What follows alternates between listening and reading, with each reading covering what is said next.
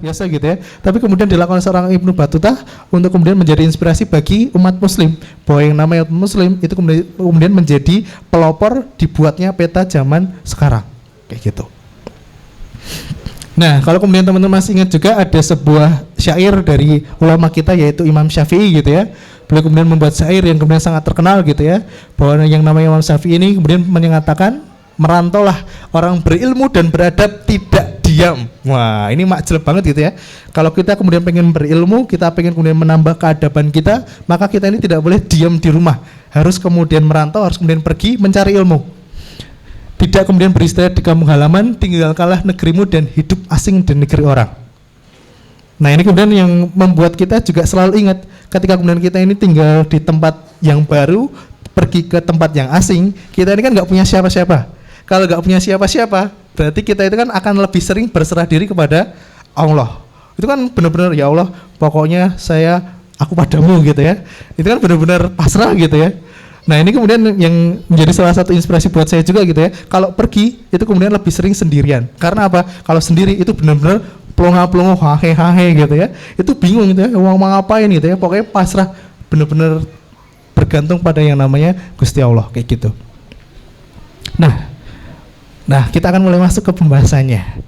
Negara pertama yang akan kita bahas adalah yang namanya India. Kenapa negara ini menarik gitu ya? Karena teman-teman lihat di gambar gitu ya. Ini kondisi kereta di India. Hari ini masih terjadi seperti ini.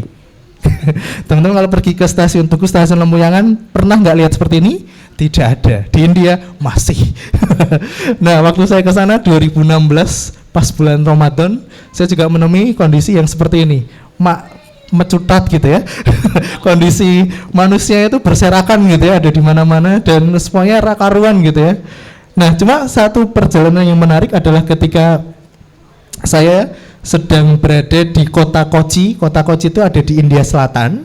Kalau teman-teman tahu ada Sungai Gangga ya, yang ada di India. Sungai Gangga itu dianggap sebagai sungai suci yang ada di India. Nah, sungai suci ini menarik karena bagi saya yang traveling itu karena kebudayaan ya. Sungai yang kemudian dianggap suci ini menjadi tempat berkumpulnya semua hal yang dilakukan oleh orang-orang di India. Mandi di sana, mencuci hewan ternak di sana, membuang jenazah di sana, dan membuang segala hal yang berbau hal-hal yang tidak jelas juga di sungai. Nah, jadi saya yang kemudian berpikir logis, sucinya nanti gitu ya. Tapi ini kan soal kepercayaan ya, kita manut aja gitu ya. Nah, ini yang menarik, kemudian saya dari kota yang namanya Kochi dekat dengan yang namanya Sungai Gangga, menempuh perjalanan ke kota Mumbai. Mumbai ini nama lainnya adalah Bombay. Yang suka drama Bollywood, nah pasti seneng ya dengar kata-kata Bombay kan berarti tempat berkumpulnya artis-artis India. Jadi artis-artis India itu rata-rata tinggalnya bukan di New Delhi, di ibu kota, tapi di kota Mumbai atau dulu disebut sebagai Bombay. Nah, saya waktu itu dari India Selatan ke India Tengah, dari kota Kochi ke kota Mumbai, naik kereta sleeper train atau kereta yang ada tidurannya. Itu kemudian perjalanannya kira-kira sekitar 27 jam. Teman-teman naik kereta paling lama berapa jam? Paling Jogja Jakarta ya, itu 8 jam setengah. Atau Jogja Banyuwangi 13 jam. Nah, saya mencoba untuk agak-agak sok-sokan seperti lokal gitu ya, naik kereta dari Kochi ke Mumbai 27 jam pas bulan Ramadan. Jadi saya merasa rada-rada godit gitu ya. Ini urung disensor dewe gitu ya. Nah, karena apa saya naik kereta? Karena ya itu tadi, saya traveling karena pengen kemudian bertemu dengan manusia India yang sesungguhnya. Sebenarnya ada pilihan naik pesawat. Naik pesawat itu cuma sekitar 1,5 jam nyampe. Tapi kan kita bertemu dengan orang-orang high class-nya India. Kalau teman-teman tahu orang-orang India itu kan kayaknya orang-orangnya bahagia gitu ya. Kalau ada masalah joget gitu ya. Bukannya ya kan kalau ada masalah itu bukan dipikir tapi malah joget gitu. Tiba-tiba selesai masalah, enak banget uripmu coy gitu ya. Nah, makanya saya naik kereta dan kereta di India itu sebenarnya sudah relatif maju. Jadi kereta di India itu rata-rata kalau gerbong di kita kan paling antara 8 sampai 10 gerbong ya. Di India itu gerbongnya sampai 57. Jadi kalau ada perlintasan kereta api kan kalau kita itu kan nunggunya 5-10 menit ya. Satu sampai setengah jam gitu ya. Karena 57 gerbong. Dan kereta di sana tuh rata-rata 2 kali gerbongnya kita. Jadi jembar-jembar. Ya udah 2 kali dengan 1,5 kali lah. Jadi bisa dipakai untuk tidur 2 orang secara horizontal. kayak gitu. Jadi Jembar gitu ya. Nah di situ benar ketika saya naik, saya ambil kereta ekonomi, jaraknya 27 jam, itu kira-kira sekitar 2.500-an kilometer. Jadi dari Jakarta ke Banyuwangi PP 2,5 kali gitu ya. Nah di situ tiketnya murah banget, cuma sekitar 200.000. Nah itu pokoknya sejauh itu tapi 200.000, dan ya itu saya melihat benar-benar India yang sesungguhnya. Nah kemudian saya di situ bertemu dengan orang India, ya kan secara fisik saya udah ketahuan ya, mukanya kan kayak opa-opa gitu ya, rada Cino gitu ya. Nah itu ketika santai mas, keselak nanti ya. Nah itu ketika nyampe di sana itu langsung diliatin orang India gitu ya. Pokoknya kalau teman-teman yang badannya atau mukanya agak-agak putih, matanya agak sipit, nah kalau pergi ke India langsung dikira artis, banyak diajak foto. Jadi saya itu didatangin, dikerumin orang, wow gitu ya. Well, what do you want to photo with me? Oke. Jadi saya itu banyak diajak selfie sama orang sana gitu ya. Saya gumun, emang saya seganteng itu gitu ya. Nah tapi ini menarik gitu ya. Ya udah, akhirnya saya sampai sana, disapa sama orang sana. Akhirnya udah, jadi modelnya tidur ke kereta orang India itu kayak gini. Nah ini muka saya ketika sedih gitu ya. Ini ya bayangkan di bulan Ramadan 27 jam gitu ya. Nah jadi modelnya kayak gini ya. Jadi ada 3 tingkat, itu orang paling bawah. Terus nanti di tengah sini ada satu lagi orang. Terus ini yang saya paling atas. Nah saya paling atas itu hampir ndaduk kipas angin. Jadi saya pakai jaket karena masuk angin gitu ya. Nah di sampingnya ini ada juga buat tidur juga. Jadi modelnya itu keretanya seperti ini. Jadi nggak bersih tapi nggak kotor-kotor banget. Ya nggak begitu nyaman sih, tapi ya lumayan lah daripada naik pesawat gitu ya. Naik pesawat mahal soalnya. Yaudah akhirnya kemudian saya berada 27 jam dengan teman-teman sama orang-orang yang ada di India. Nah yang menarik teman-teman semua dirahmati Allah adalah ketika kemudian berada di selama perjalanan. Jadi ketika selama perjalanan kan nggak mungkin ya 27 jam nggak ngobrol sama penumpang di depan kita ya. Kan kita lihat-lihatan selama 27 jam kan gatel ya mulutnya. Ini siapa nggak ya gitu ya. Ya udah akhirnya gitu ya. Kan ini stand up ini sih. Nah, kita itu kan pasti merasa nggak enak ya. Ngajak ngobrol nggak ya? Ya udah deh ngajak ngobrol aja gitu ya. Ya udah kita ngobrol. Nah, saya ngobrol sama satu keluarga, ada seorang mas-mas umurnya ya sekitar 30-an awal, kemudian sekeluarga dia. Nah, yaudah kita ngobrol-ngobrol, ditanya, kamu dari mana? Dari Indonesia. Wah, Indonesia, itu dari sini berapa jauh? Pokoknya jauh gitu ya. Soalnya kita ngobrol-ngobrol gitu ya. Nah, terus yang menarik adalah saat kemudian datang waktu sholat zuhur. Nah, ketika kemudian kita sebelumnya sudah ngobrol akrab, selama 2 jam kita ngobrol kemudian sambil ece-ecean gitu ya. Kenapa ngece-ecean? Karena ketika dia tanya mata uang Indonesia itu apa? Saya jawab rupiah. Berapa kursnya rupiah? 1 rupiah mata uang India itu setara dengan 200 rupiah. Jadi ketika dia tahu bahwa ada mata uang yang lebih jelek daripada rupiah India, dia tuh ketawa ngakak, wah India cupu, wah Indonesia cupu banget gitu ya, kurang ajar, pokoknya ngece gitu ya. Jadi ngece negara kita karena negara kita tuh dianggapnya miskin banget gitu ya.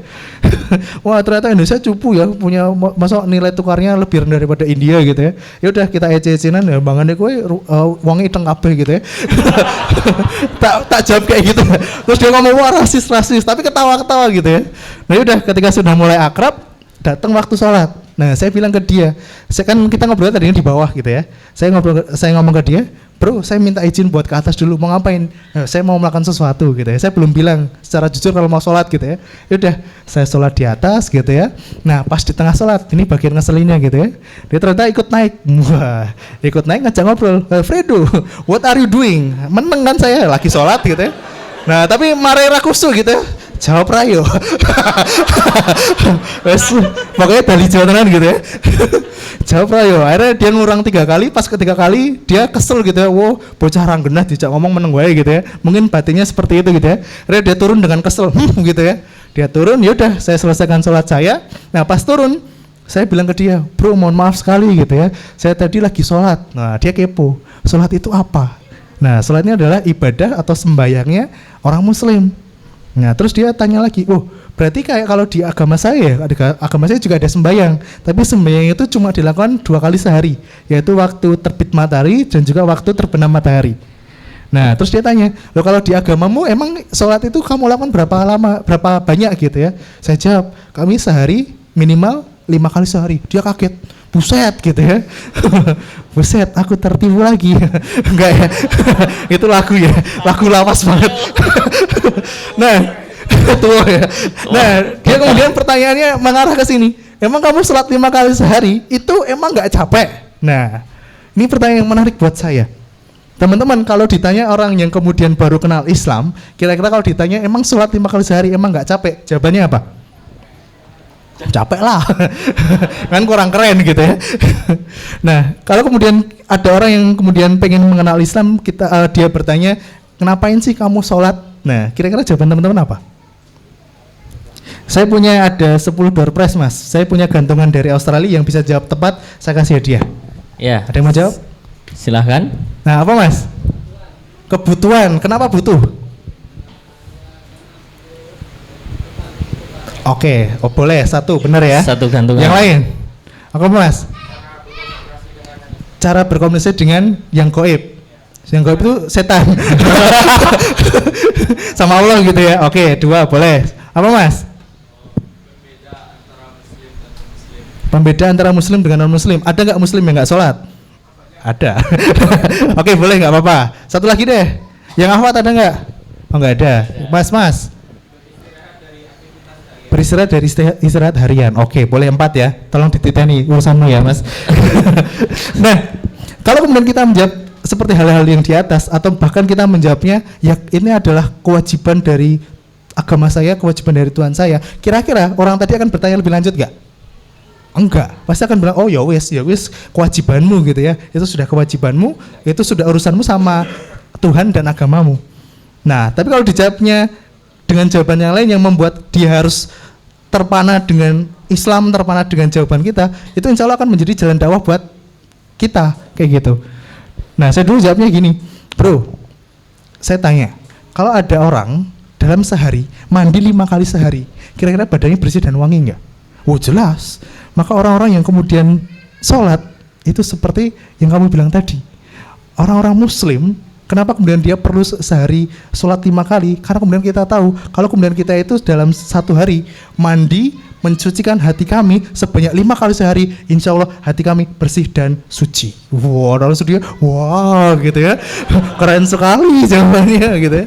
Nah, dia kemudian terpesona dengan jawaban, oh gitu ya, berarti rata-rata orang muslim itu, orang Islam itu baik-baik dan hatinya suci-suci. Wah, jelas gitu ya. Nah, saya bilang, contohnya yang depan kamu ini gitu ya. Dia langsung ketawa, itu tandanya kamu nggak suci gitu ya, karena kamu sombong gitu. Ya wis lah, namanya bercanda gitu ya. Nah, tapi ternyata teman-teman dalam hati Allah, jawaban tersebut itu membuka komunikasi yang lain. Dia makin kepo dengan Islam. Emang seharusnya gerakan sholat itu seperti apa sih? Apakah seperti yang kamu lakukan tadi? Nah, saya kan tadi sholatnya duduk ya. Nah, dia kemudian kepo, apakah memang gerakannya cuma duduk terus oglak-aglik gitu ya? Saya bilang enggak, sebenarnya sholat itu harus ditunaikan dengan cara berdiri kalau mampu gitu ya. Nah, kalau nggak mampu kita boleh duduk atau bahkan boleh berbaring. Nah, tapi karena dia kepo gitu ya, yaudah saya tunjukin dengan cara gitu ya. Karena udah di sela-sela gerbong ini kan ada tempat ya, ini ada jalur buat jalan gitu ya. Nah, saya tunjukin ini cara sholatnya kayak gini. Nah, saya tunjukin dari mulai takbiratul ihram sampai kemudian rukuk, sujud dan seterusnya gitu ya. Dan saya bilang ada bagian yang paling keren dari sholat ini, namanya sujud. Sujud itu kayak gimana? Ya, saya tunjukin tentang sujud itu seperti ini. Loh, emang bagian kerennya gimana? Karena kita ini ketika sujud itu sedang berbisik dengan yang paling bawah, tapi suara kita terdengar sampai ke yang paling atas. Dia makin wow gitu, keren sekali gitu ya. Jadi dia langsung wow, ini orang kuat sekali gitu. Nah, terus saya bilang juga yang namanya sujud itu kalau ditinjau dari ilmu kesehatan juga membuat ada bagian otak kita ini yang konon kalau kemudian kita sujud maka kemudian dia akan teraliri darah dan kemudian masuk oksigen. Itu membuat kepala kita menjadi bersih dan pikiran kita menjadi jernih kayak gitu. Dia kepo, wah serius gitu ya. Yaudah deh saya cobain gitu ya. Dia nyobain sujud tapi sujudnya 5 menit gitu ya. Pas bangun geliyang. Sebenarnya orang India ini lucu-lucu lah ya. Sebenarnya saya mau bilang rada pekit gitu ya. Gitu ya soal India. Nah, gara-gara itu teman-teman dalam hati Allah ini menjadi jalan dakwah. Kemudian dia banyak bertanya kepada saya soal Islam dan sebagainya, tapi belum kemudian kayak di cerita-cerita orang hijrah gitu ya, enggak kemudian dia tiba-tiba jadi Islam gitu ya. Tapi minimal kita membuka wawasan bahwa yang nama Islam itu kemudian bisa seasik dan se-enjoy ini. Nah ini bisa menjadi jalan dakwah kita. Inilah tujuan saya kemudian kenapa menjadi seorang muslim traveler kayak gitu. Jadi minimal kita itu mengenalkan Islam, bahwa yang nama Islam itu menyenangkan dan orangnya selucu-lucu kita kayak gitu. Gitu. Nah ini waktu di depan Taj Mahal, dibayangkan teman-teman, Taj Mahal itu sebuah bangunan apa? Makam. Nah sebenarnya saya dulu waktu SD mengiranya, pokoknya dulu punya keinginan ya, pokoknya saya harus pergi ke Taj Mahal, saya akan sholat di sana gitu ya. Nah maka ketika hari H saya pergi ke Taj Mahal, saya membawa sarung dan peci gitu ya. Pas masuk gitu ya, wah ngakak, wah ternyata di dalam Taj Mahal isinya adalah 2 kijing. Jadi Taj Mahal ini adalah bangunan berupa makam. Makamnya ada 2, yang satu istrinya Syekh Jehan, Raja Mahal gitu ya. Terus satunya saya lupa, ya beliau sendiri ding. Nah satunya beliau sendiri. Nah jadi Taj Mahal ini adalah berupa makam yang kemudian makam ini dipersembahkan oleh seorang raja kepada istrinya sebagai perwujudan kecintaannya kepada istrinya kayak gitu. Nah walaupun sebenarnya teman-teman yang dirahmati Allah, Taj Mahal ini menjadi turning point atau titik balik. Dulu Islam itu menguasai 90% India. Jadi dulu kerajaan mulai dari kalau nggak salah di zamannya Abbasiyah dan Persia dan sebagainya gitu ya, itu kemudian sempat menguasai yang namanya daerah India ini. 90% dulu Islam. Tapi kemudian gara-gara pembangunan Taj Mahal ini yang kemudian diperkirakan ada sekitar 20.000 budak Hindu meninggal, sampai kemudian pembangunan Taj Mahal ini itu kemudian menghabiskan anggaran APBN sebanyak 3 tahun berturut-turut. Dulu Taj Mahal itu bahkan lebih indah. Setiap kepingan dari keramiknya itu dilapisi oleh emas. Cuma dulu ketika kemudian Raffles datang ke India, seluruh lapisan emasnya itu dipetili, dicopoti, terus dibawa ke Inggris. Nah, geragas pokoknya. Pokoknya Inggris sih cenok gitu ya. MU. Waduh itu sorry ya menyebut tim papan bawah. mohon maaf agak rasis. Bali lewat dulu mas. Bali lewat Balan. Nah yang menarik di Taj Mahal ini teman-teman pernah alay nggak? Kalau pergi ke tempat wisata kan biasanya nulis di kertas gitu ya. Kamu kapan kesini? Gitu ya. Pernah kan? Apalagi yang uhting ini ya. Bikin misalnya Mas Kun kapan pergi ke sini gitu ya. Mas Tama kapan pergi sini? Pernah kan? Bikin yang alay-alay kayak gitu kan. Nah, please tolong jangan lakukan itu kalau suatu hari kalian pergi ke India, jangan lakukan itu. Karena apa? Saya lakukan itu. Nah, jadi saya bikin tulisan buat adik saya gitu ya. Bro, kapan kesini? Nah, saya tulis, kemudian saya gini terus difoto gitu ya. Nah tahu nggak apa yang terjadi? Nggak gini ya. Tapi tulisan bro kapan kesini saya foto, tiba-tiba dari arah belakang ada 2 orang pasukan bersenjata lengkap menggunakan AK-47 datang ke arah saya. Serius, saya kaget gitu ya. Kemudian dia nodongkan AK-47 ke ini pelipis. Saya baru itu seumur hidup ditodong AK-47. Saya langsung dredeg gitu. Wah, untung nggak pipis gitu ya. Nah, dia tanya gitu ya, apa yang kamu lakukan gitu ya? What are you doing gitu ya? Just taking picture gitu ya. Terus dia bilang, wah nggak boleh. Di India itu nggak boleh kemudian melakukan foto-foto seperti itu. Loh kenapa gitu ya? Loh karena kami khawatir itu akan digunakan buat konten iklan. Jadi bikin tulisan yang kamu kapan kesini dan sebagainya di Taj Mahal itu dilarang keras. Kalau nggak percaya buktiin aja ya. Nah kenapa sampai seperti itu? Karena memang di India di bagian Taj Mahal ini memang benar-benar ketat. Jadi very strict gitu ya. Jadi bahkan sampai di pemeriksaannya aja sampai melewati metal detektor 2 lapis. Bahkan nanti semua orang itu harus digrepe-grepe gitu ya. Yang putri dengan putri ya, putra dengan putra. Jadi sampai dicek semua peralatannya kira-kira ada yang berbahaya atau enggak. Tas saja harus dititipkan. Jadi kita tuh masuk ke dalam cuma boleh bawa kantong air minum sama sendal. Itu toh. Gitu. India, pokoknya nyebai gitu ya. Gara-gara itu saya kesel, saya foto seperti ini. Tak bokongi gitu ya. Syukur ya. Nah, maka teman-teman rahmati Allah, kenapa kemudian yang namanya sebagai seorang Muslim traveler itu kemudian kita perlu banyak-banyak menyebarkan dakwah ke seluruh penjuru dunia, bahkan kemudian kita itu harus banyak mengurus orang lain. Karena kemudian ada quotes yang menarik gitu ya, barang siapa yang banyak mengurus orang lain, maka dia akan banyak diurus sama Allah. Jadi teman-teman yang dirahmati Allah, kalau kemudian memang teman-teman punya keinginan untuk berpergian, untuk kemudian pergi berdakwah, untuk kemudian pengen pergi ke seluruh penjuru dunia dengan niat untuk kemudian pengen melakukan dakwah-dakwah yang sederhana gitu ya, maka kemudian kita itu perlu minta sama Allah. Nah, salah satu cara mempercepat itu semua adalah kita ini perlu banyak mengurus orang lain. Kita perlu banyak mengurus organisasi yang berkaitan dengan dakwah, dengan harapan kita ini nanti akan banyak diurus sama Allah. Ya enggak?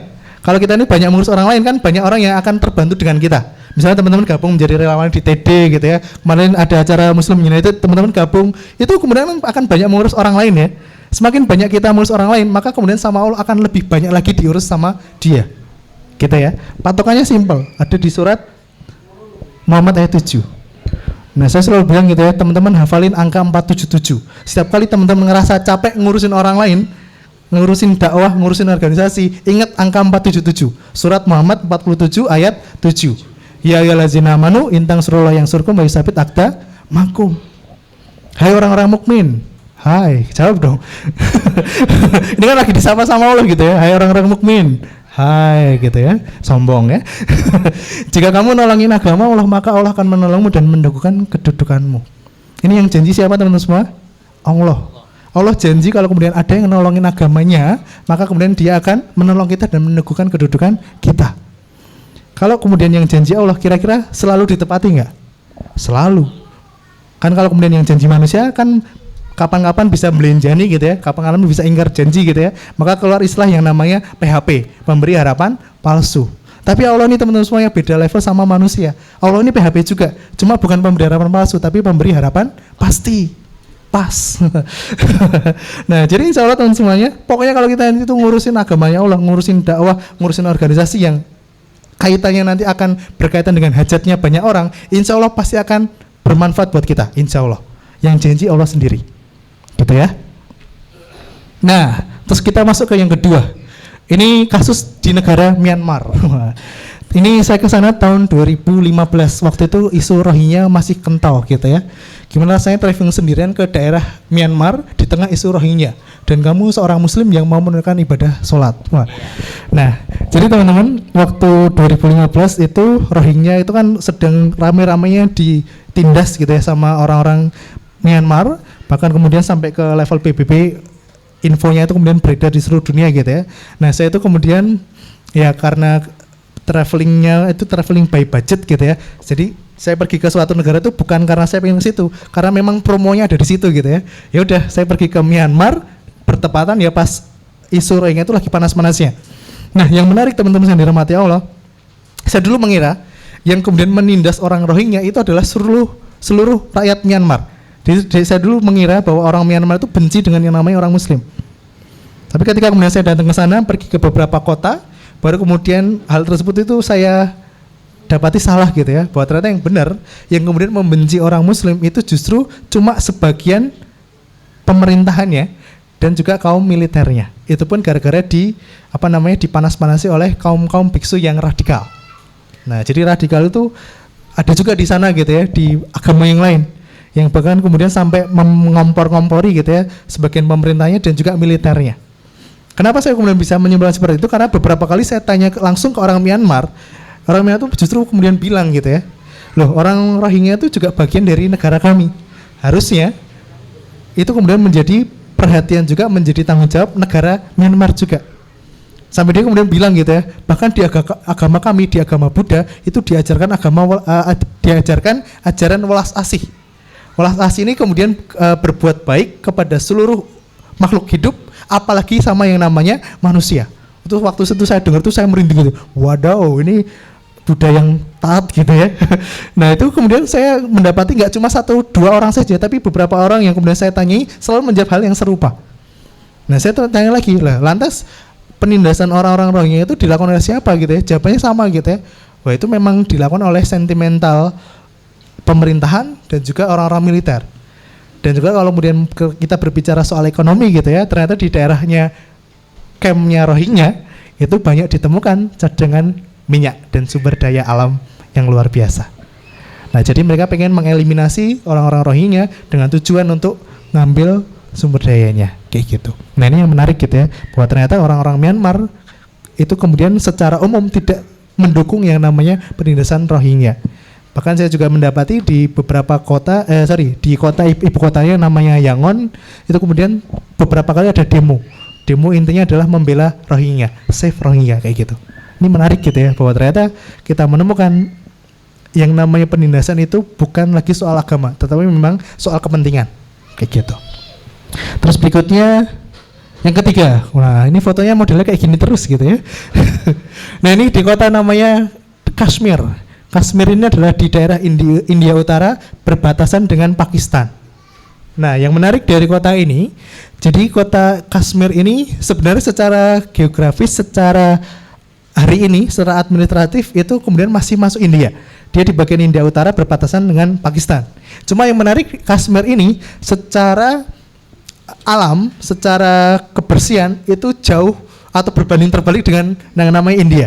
Nah, tadi saya belum cerita India ya. Jadi di India itu seberapa kotornya tuh pokoknya di jalan itu sampai yang namanya sampah itu berserakan terus. Dan kalau kita pergi ke suatu daerah kan lumrah ya, kita tuh pengen nyobain makanan yang dijual di pinggir jalan gitu ya. Kan kalau kita lagi jalan-jalan di Malioboro kan ada yang jualan cilok, jualan gorengan, jualan buah, itu kan pengen nyobain. Nah waktu saya ke India tuh saya juga pengen juga, wah kayaknya seru nih nyobain makanan khas India gitu ya. Kan jajanan cilok versi India itu kan mungkin beda gitu ya. Yaudah, saya dari jauh lihat ada tukang yang kayak jualan kayak gitu, saya ngincer, wah saya pokoknya akan beli ke sana. Nah tapi ketika semakin dekat, saya mulai penasaran gitu ya. Ini di sekitar orang jualan tadi itu sekitarnya ada sampah dan banyak lalatnya. Bingung tuh, uang dodol orang jualan kok di samping sampah kok bisa dengan enjoy gitu ya. Semakin saya dekat, kemudian ada orang yang kemudian datang juga menuju ke si penjual. Ini menarik, jelas-jelas ternyata makanan yang dijual itu jelas-jelas dikerubung sama lalat. Orang tadi datang dengan sangat enjoy ya, saya beli gitu ya, dia beli ngeluarin duit ngambil makanan yang sudah jelas-jelas dihinggapi lalat terus makan cepluk gitu ya. Saya tuh wah gitu ya. Rakolu coy gitu ya. Ini mau jijik banget gitu ya. Jelas-jelas makanan itu digerubung lalat dia makan gitu dengan sangat enjoy gitu ya. Saya langsung wah rasido lah gitu ya. Dan ternyata saya juga baru tahu juga di India itu ada larangan dari pemerintah India sendiri untuk para turis bahwa yang namanya turis itu harus minum only drink mineral water atau bottled water. Jadi cuma boleh minum air mineral yang sudah disegel secara resmi secara utuh. Jadi nggak boleh kita misalnya pergi ke tempat makan, misalnya pergi ke angkringan versi India gitu ya, pesen minum yang airnya dari airnya sana, itu nggak boleh. Karena apa? Ternyata kasus di India itu banyak sekali kasus orang kena diare. Bahkan terakhir saya ke sana itu ada orang Inggris diare 40 hari. Medeni, pokoknya sakaratul maut gitu ya. Medeni pokoknya. Nah, pas menariknya kembali lagi ke kereta tadi ya. Kan saya udah kehabisan minum ya, namanya juga lagi puasa, terus jumlah air yang dibawa minimal gitu ya. Akhirnya saya kehabisan, pas mau buka saya beli air dalam kemasan gitu ya. Saya beli gitu ya. Pas sudah beli, buka, saya minum. Nah, yang menarik adalah pas setelah saya minum, kan kereta ini berhenti di stasiun berikutnya. Nah yang bakul tadi itu dia turun dari keretanya, kemudian dia membawa di sebelah kirinya itu ada kresek gitu ya, isinya botol-botol kosong. Nah saya penasaran kan apa yang dia lakukan gitu ya. Dia menuju ke keran yang ada di stasiun tersebut, diisi terus gitu ya, terus ditutup, terus dia punya alat untuk menyegel, ceklek. Langsung saya glegek gitu ya, wah singo.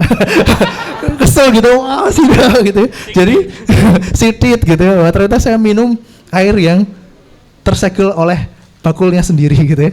Jadi air yang saya minum adalah air keran dari India gitu ya. Untung saya nggak diare gitu ya. Saya minta sama Allah semoga nggak diare gitu ya. Kalau diare selesai gitu ya pas bulan Ramadan 40 hari.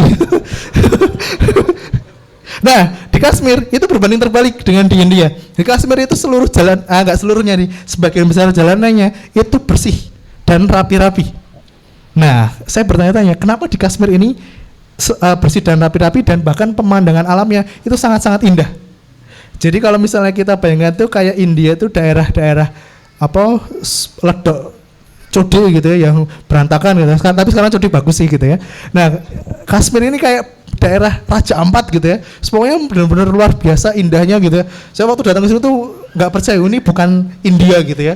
Ini pasti negara yang terpisah gitu ya. Dan ternyata ada hal yang menarik kenapa kemudian bagian Kashmir ini bisa bersih, karena ternyata ya ini mungkin karena perilaku manusia juga ya. 95% orang Kashmir itu adalah Muslim. Jadi di India itu jumlah total penduduknya hari ini adalah sekitar 1 miliar.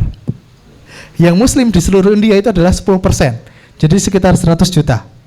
Nah, di Kashmir, di bagian yang paling utara itu kemudian populasinya 95% itu adalah Muslim.